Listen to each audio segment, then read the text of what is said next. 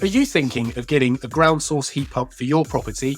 Do you want to know the benefits and disadvantages and whether it's right for you and your family?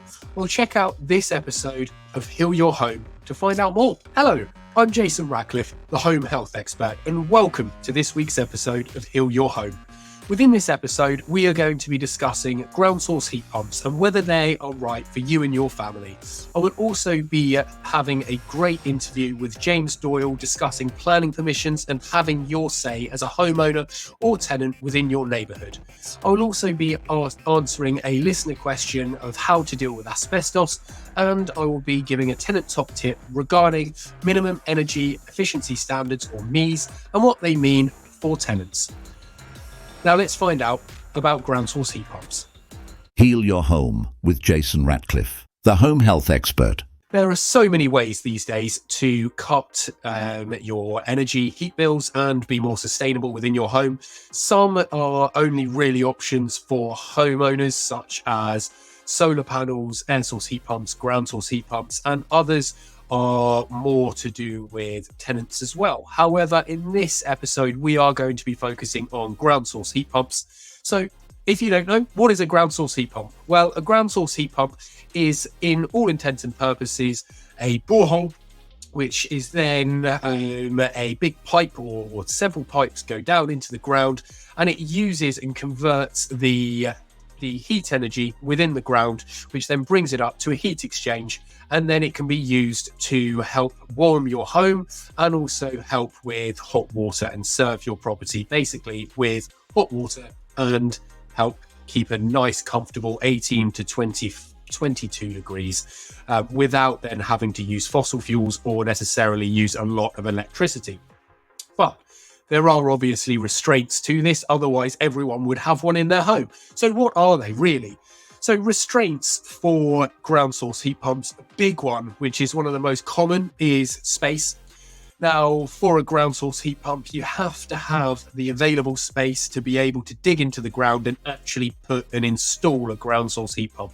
It can be very invasive, it can be noisy, therefore disturbance depending on where you live, your local environment, and also the accessibility to your property. It may not be efficient or even possible. But also, a lot of people do not have the ground and the capacity. Therefore, if you have a small patio or a small enclosed or non-enclosed garden, it probably isn't going to be for you. So you need the space. Big, large, open space with easy to access grounds. And therefore, as well as that, you need to be able to have the permission to do so. Some properties may have positive or negative restricted covenants in place, and therefore it can become impossible without further applications or permissions that may not exist or may not be able to be permitted. So it's really important to make sure that before you do anything or decide to install anything, that you're legally allowed to. But also, if the property is listed, therefore anything that can be changed to the general character of the property and anything within the curtilage will have to, or very likely have to, go through listed building consent. And therefore, this is a process that may restrict your availability for ground source heat pumps. If it's been done tastefully and tried to be concealed, if you have enough grounds, if you're privileged to have that benefit, then this may be something you can get around. But some of the time, this may be a hurdle that cannot get over. So these are some of the things which are big negative impacts. Also to do with costings. Now, if you're invested in the future of your home and sustainability, then absolutely. If you're looking to stay in that property for many years to come, then a ground source heat pump will likely be for you as long as there are no other restrictions. However, they are expensive upfront costs and they will be something you need to find the budget for. This can obviously cause a lot of people issues, especially if you are just looking to save money in the short term. This isn't going to be for you.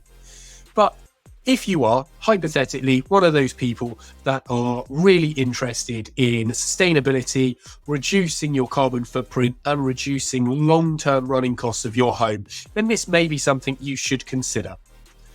But what are the advantages? Well, there are a huge amount of advantages, really, but the main ones, high energy efficiency, they can be up to 4 times more efficient than traditional gas boilers.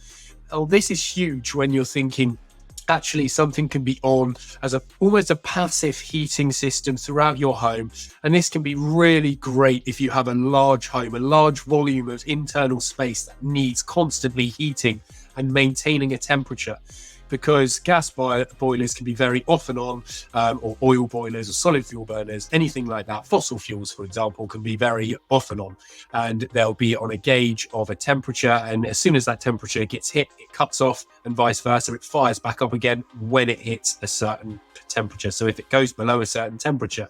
Now, with ground source heat pumps, typically they are very all steady all year round. So if you set it, for example, 18 degrees all year round, that ground source heat pump will do a fantastic job of pretty much dealing with all of that energy and that heat going into that home, which is amazing if you have a huge space, or if you have, which in Cornwall and a lot of places around the UK have stone or cob built properties where they require an minimum 18 degree temperature all year round, summer and winter. That can be nigh on impossible if you have a gas boiler, electric wall panel heaters, oil fire, solid fuel burner. All of these solid fuel, they just become way too expensive. So if you have an option where you can have a ground source heat pump, they can become a fantastic energy saver and also help maintain your home, not just from an energy perspective, but if it's then maintained, you're going to have lower maintenance costs, lower structural issues, because you're not then allowing that dampness to intrude and build up. It's self-ventilating, and it's doing what the building can. It basically makes sure that building is in an optimal health condition. So these are some of the really, really big bonuses. Now, there's some, they change all the time, so we can't pinpoint them exactly on the podcast, but we certainly can upon request. Government grants and funding available. So we did mention about these capital costs initially. Now, if you are eligible and they are available at the time, government funding and grants is a really great way to offset those initial capital costs. And it's a really great way then to hit those checkpoints of more sustainable, reducing your carbon footprint, and obviously saving money in the long run.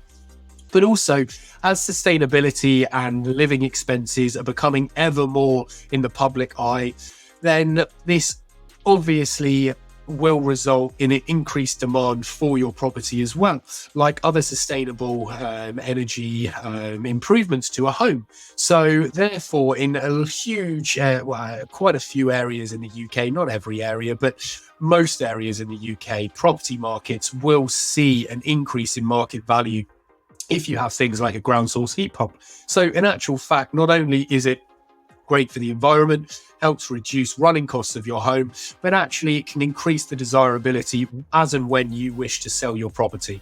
So if you can get a ground source heat pump and it is right for you, I would seriously consider doing so. But first, make sure that you get you do your research. Obviously, like anything in property renovations, you get in contact with several specialists, make sure that you look at their reviews, see what works they've already done, make sure that the aftercare is there as well. And if things go wrong, they're there to actually take ownership of that as well.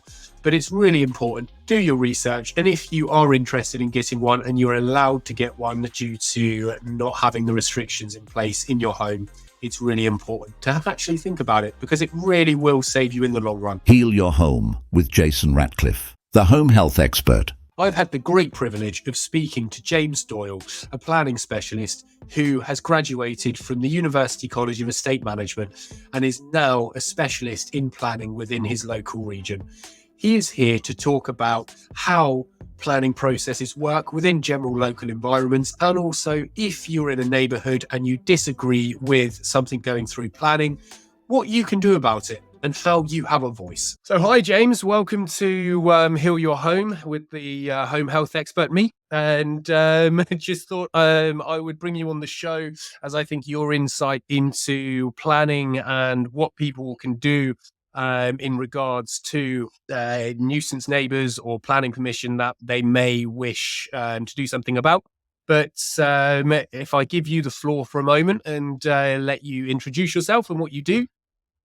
Yeah, sure. So thanks for having me, Jason. So my name's James Doyle. I've worked in independent practice as a surveyor since about 2015. I also served for a little while as a city councillor in Sunderland, and I've served on various different planning committees. I'm currently reading for a master's in urban planning at the University of Newcastle. And really my interest is in all things to do with participation. So how people interact with the planning system, how they can get the most out of it, but also trying to make sure that on the whole, we achieve a kind of balance in terms of the outcomes that we see from the planning system. So making sure that there's a good balance of these private interests and the public interest as well. Fantastic. And it's great because I think you've, from previous conversations, and obviously we've known each other for some time now, your insight and focus and passion on well-being and the environment is amazing. And it's great to have you on from a planning perspective, because we've spoken to a lot of people from sort of all over the profession, including doctors, etc. So we've not had somebody from your background at the moment. So it's going to be really interesting hearing what you say. So a lot of the time we hear about planning requests going through, which may affect obviously other people's living, their homes, the value of their homes, or accessibility or enjoyability. But from I suppose from a public perspective, what's the best way if somebody has an issue? How can they raise that in regards to a proposed planning permission going through? Yeah, so there are lots of different ways to engage with the planning system once the development proposal is put forward. Ideally, if at all possible, the person who's making that application for development, whether it's a big developer or whether it's a neighbor or anything in between, would try to engage in some kind of pre-application consultation process, right? So they would try on their own, of their own accord, to speak to people, to find out what their opinions are, and to try to shape the development proposal based on what they're hearing from people who are actually going to be directly affected by it. Now, if that happens, and you're in that position, if your listeners find themselves in that position, then they've really hit the jackpot, because that means they can co-design effectively what comes forward and make sure that anything that they're really worried about, whether it's a point of access, whether it's the scale and massing of development, anything like that, whether it's simply the design of it, they can try to exert some kind of influence, informal influence, but fairly significant influence over. However, I suspect that the majority of people listening to this podcast will find themselves in the other category, which is where a development proposal has already been put forward. They've been notified through some sort of statutory process by the local authority, and they find that they've only got maybe, 20, 30 odd days to make a response. And so they have to mobilize very quickly to find out, well, what is this that's proposed? How can I get involved and shape it in some way? Potentially, how can I stop it if they feel it's really inappropriate and needs to be changed fundamentally? And I think in my experiences as a city councillor, I think the most effective thing you can do as a resident when you are worried about a development proposal that's already been put forward it's been considered by the local planning authority, is to get in touch with your representatives, because they either themselves will sit on a planning committee, or they'll know the people that do. They'll be able to advise you on things like political balance and how to sway elected members from a political standpoint. And they might also have some understanding or relationship with the applicant themselves, especially if it's a large developer, and they might be able to put you in touch with them. So that's really the first step, I think, is to reach out to the councillor. It might also be reaching out to some local authority officers to find out a bit more. If at the initial stage you're a bit confused and want to know exactly what it is that's proposed. And from that point, if after those discussions you feel as though maybe you do want to stop it, or you have real concerns that you feel need to be voiced, then you can try to speak at a planning committee meeting if that planning application is to be determined by committee. The vast majority of applications that come before a local planning authority, probably over 90% in most cases, are actually determined by what's called delegated power or delegated authority, where the officers just make the decision and the elected officials have nothing to do with it. They don't touch it. In 5 to 10% of cases, however, it goes before a committee of elected members. And that's really, I think, where you can exert a bit more influence, because their hearings are in public. You can attend and speak. You can hear what other people have to say, including the applicant. And you can try to get them to amend the application in some way by condition, if those conditions are appropriate. You can get them to defer an application if you feel that additional information is required and that maybe the committee hasn't heard all of the information and evidence that it needs to. Or you could potentially convince them to vote against it if that's what you want to do. So those are kind of, I guess, the three main components of it. In summary, it would be, if there's a pre-application consultation, engage with that fully, try to shape it as best you can. The second stage is get in touch with your counsellor, see what influence you can exert without having to sort of put in a formal objection. And then the third is kind of that formal route of going to the committee if you can, or I suppose alternatively, making some kind of written representation and dealing with it that way. Fantastic. And for, I suppose a smaller voice, if it was one or two people, but going against a larger organisation or development, how much weight or seriousness, how much impact do you think that can have if it is something that they deem, I suppose, a negative impact on their local community? Sure. So I think what's important about any representation that you make within a formal planning process, it's not how many of you there are. It's not even how high profile you are as an individual. What matters is the extent to which the concerns that you're raising are material, or what we call material considerations. And there are very strict definitions that govern what is and isn't a material consideration in the planning process.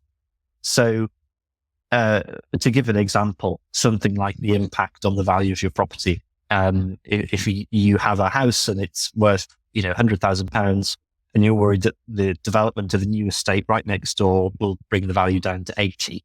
Well, that unfortunately is not material. And the planning officers and the councillors who sit on the planning committee, as much as they might like to, cannot take that into account. But things that are material, you can look at, for example, the local planning policy that exists in your area. You can look at national planning policy. If something seems to be in conflict with that, if you can find some kind of legitimate policy basis on which to challenge or oppose a development, then that's going to carry much, much more weight. And so a lot of my time as a councillor was spent trying to help community groups when they were concerned about development proposals to craft a really, I suppose, relevant material kind of representation that they could make to the council that would at least be listened to. And I think if you can go into a planning committee meeting having done your research and not just coming in saying, well, I'm worried it's going to cause a lot of noise and I'm worried about the value of my house and I'm worried about a loss of view. If you actually do the research and find out what matters to the planning committee members and what doesn't, then you're going to be taken much more seriously and you're more likely to succeed. So that's really the important thing. It doesn't matter if there are 2 of you or if there are 200 of you. If you've done the research and you're making valid points, then those points will be given weight in the planning balance. Fantastic. And when you said do your research, where would one look to go to look for these frameworks and this type of documents? Yeah, so we have a tiered system of planning policy in this country, right? So at the very top, you've got the National Planning Policy Framework, and that's very easy to find. You can just go online, search for National Planning Policy Framework. It'll take you to a gov.uk website, and it's a fairly lengthy document. I think it probably stretches now to somewhere between maybe 80 and 100 pages, but compared to the thousands and thousands of pages of planning policy that we had before the MPPF came into effect. It's actually quite an easy read and fairly streamlined. So that really sits at the top of this hierarchy. Then in the middle layer, you've got local plans, and those are produced by local planning authorities, so your local councils effectively. And you can find those by going to your local authority website. They should have a planning policy section of that website, and you should be able to find it there. Or you could search for, your Sunderland local plan, your Newcastle local plan, something like that, and it will come up. And then at the very bottom tier of that hierarchy, you have neighbourhood development plans. And those are few and far between, I suppose, overall. There are only a few thousand of them, and they're produced by local communities, so on a neighbourhood level. And they sit in conformity with those stages above. So they sit in conformity with the local plan and the National Planning Policy Framework, but they might be able to help you, often they're a little bit more sympathetic to the needs of the local community than the local plan or the NPPS. And so always check to see whether one of those exists in your area as well. And you can, again, just by a quick Google search, you should be able to find out, or you can always ask the local authority by contacting your local councillor or your local planning department and asking whether there are any neighbourhood development plans that affect your area. So those are the three types of plan that you really want to be looking out for. That's amazing. Well, thank you so much, James, for taking your time out of your busy diary to explore these with me today. It's been amazing, and I'd love to get you on again soon to discuss in detail a lot of other topics. So before we go, is there anything else regarding what we've discussed that you'd like to bring to listeners' attention? I don't think so. I think, all I would say is that, and it's a point I made earlier, but I think it's probably worth emphasizing that going into any sort of discussion with the local planning authority with an applicant, it's really, really important that you know what you're talking about, that you understand, even if it's just to a limited extent, how the planning system really works, because it's, we've got a very strange, idiosyncratic planning system in this country. It's a discretionary system at its heart. So each decision is going to be different from the last one. And so if you have an understanding of that and you know what the policies are that affect your local area, then you can sometimes, it's important not to make any guarantees, but sometimes you can affect really significant change. And even if that's just small wins, like changing how many houses are being built in an area or where they're going to be built or what they look like, that can make a real difference to people's well-being. As you put it at the beginning, people can have a really significantly more positive attitude to new development if they feel as though in some way they've been able to have a hand in it. So just do your homework is the takeaway, I think. Absolutely. Well, thank you so much, James. I really appreciate it. My pleasure. Thank you. And now, a listener question for Heal Your Home. So out of all of the listener questions we've had in, thank you again so much for all of the amazing feedback actually for the show, and also for the questions being sent through to our email info@homehealthexpert.co.uk, and also on our socials. It really does mean a lot. It means that the word is getting out, which is good. But we're going to be picking Laura from Birmingham today regarding how to deal with asbestos. Well, the first thing is don't do anything yourself. If you are not qualified and you're not a specialist, asbestos specialist, I suppose, leave it alone.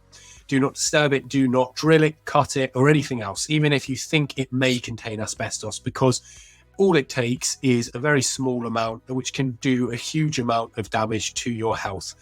The main thing is do not assume that something contains asbestos or doesn't contain asbestos. Typically, the golden rule is any property or material pre-1999 in the UK may contain asbestos. Doesn't say it will, it may. And the things that can are a massive range, such as Artex, fiberboard ceilings, the backboards for electric cupboards, floor tiles, anything textured that may be fibrous.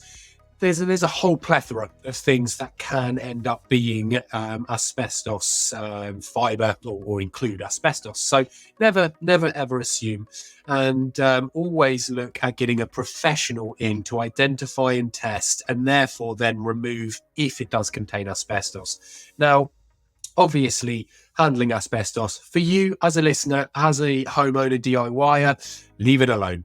Do not touch it. It is not worth it. And avoid disturbing. If you think it may contain asbestos, just do not disturb it, drill it, or anything else is really important. And a professional removal firm will need to be called, even to identify whether or not it contains asbestos. It is not worth the risk. Now, what they tend to do is they will obviously grade it depending on the asbestos and the risk assessment, whether it's outside in a well-ventilated area, for example. And then what tends to happen is they would have a huge amount of specialist equipment, such as a sealed, almost a vacuum, as it were, which isolates the area that they're working in, so that the fumes and the particles and the potential asbestos fibres cannot then escape to the rest of the property and potentially do pollute anywhere else in the property. They can keep it isolated. So that's a really, really important thing. And also PPE, so protective or personal protective equipment. So face masks that are a actual appropriate face mask for this type of work is really important. It's not just any face mask, because some won't be, and the asbestos fibres can still get through. Ventilation is a huge thing, especially if it's become broken already. And prior to you being able to get a professional out to analyse that, make sure it's isolated and ventilated, open windows, doors, and make sure that airflow is continuing, because you do not want that build-up of asbestos fibres, which you could potentially breathe in. That's definitely not something that you'd want to be in a situation, especially if you have children or elderly relatives. Regular inspections as well, looking for damage, or if it's degrading or deteriorating. So if it has been identified, what to do about it.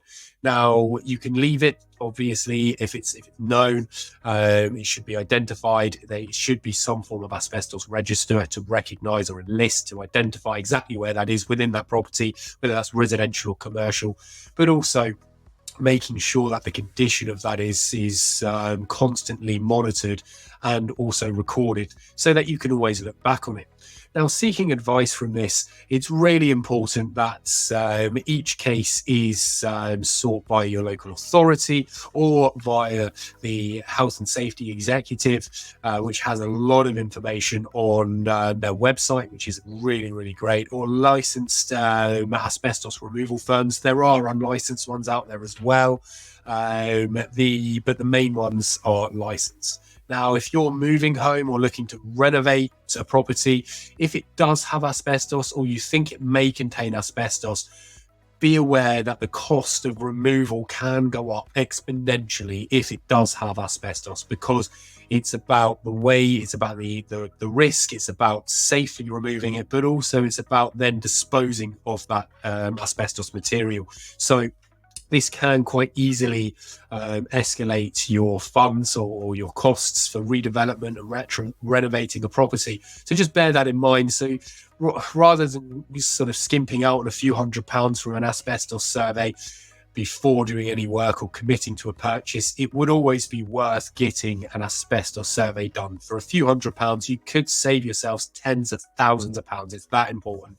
So thank you so much for coming in. I'm hoping, by the look of things, from the emails coming in, that a lot of people have worries and concerns about asbestos. So I know that's a very vague response, and I hope that does give you some indication or guidance as to where to go, and also to highlight the severity of the health and safety risk of asbestos. But if there's any specific asbestos related issues, by all means use those links, use the local authorities that you have.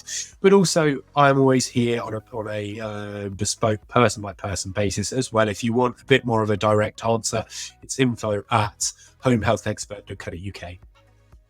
Jason's tenant top tip.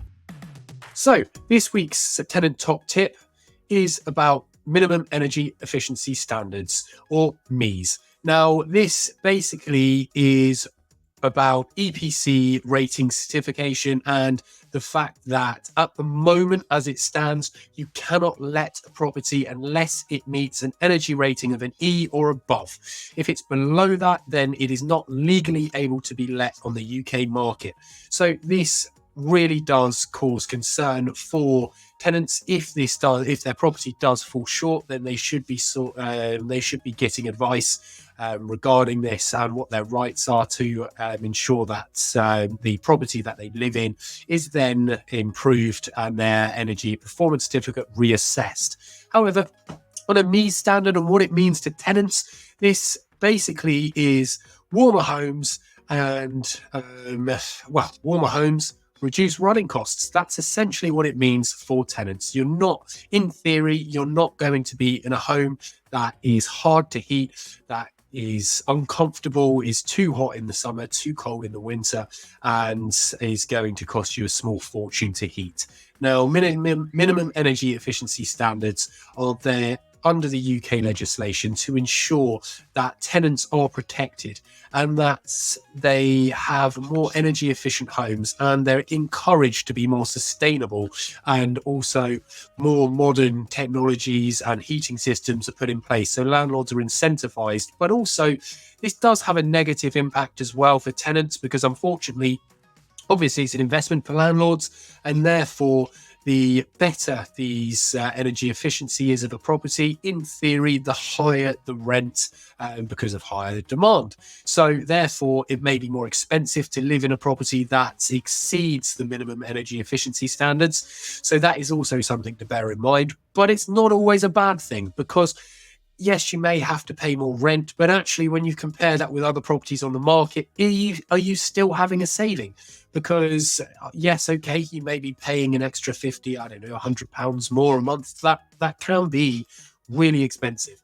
However, if then that's saving you more than that on running your home comfortably, well, actually, that increased rent may be worthwhile. So going back to the ground source heat pumps, if your property has one and it means that your electric wall panel heaters are not on all the time, and therefore you're actually saving yourself a few £100 a month, well, it's probably worth it. So it's not just a one kind of comparison to another. There's a lot more to the energy efficiency standards than just what is it, and also is my rent more affordable. And also there's a reduced property choice potentially, because obviously the ones that fall below that threshold, so they're an F or a G, and eventually it will be an E, as well as the EPC, minimum EPC will continue to increase over time. These then landlords may just turn around and say, it's not worth it, we'll put them up on the market. So there could be a reduced choice for tenants on the market. So actually, minimum energy efficiency standards can work very well for tenants. And what it means in a nutshell is you, in theory, will be paying less to run your home efficiently and keep that lovely and warm. However, it may mean you have increased rent, but that's not to say it's not saving you money in the long run. Heal Your Home with Jason Ratcliffe, the home health expert. Thank you so much for listening to this week's episode. It really does mean a lot to me and my team. Check out the website at homehealthexpert.co.uk for more information, to check out the services that we can help with for you and your family and improve your home's health, and also for the top tip guides that we have available for you. You can submit listener questions through our website and also by emailing our team at info@homehealthexpert.co.uk or by searching for Home Health Expert on Instagram and Facebook. We will try our absolute best to get round to your questions and help your family out to improve your home's health. Don't forget to subscribe to Heal Your Home wherever you get your podcasts, or on YouTube if you're watching along. Thanks again for listening. It really does mean a lot. We could not do this without you, and in actual fact it would be completely pointless. So please send in your questions, and I look forward to you joining me in the next episode of Heal Your Home. Your health,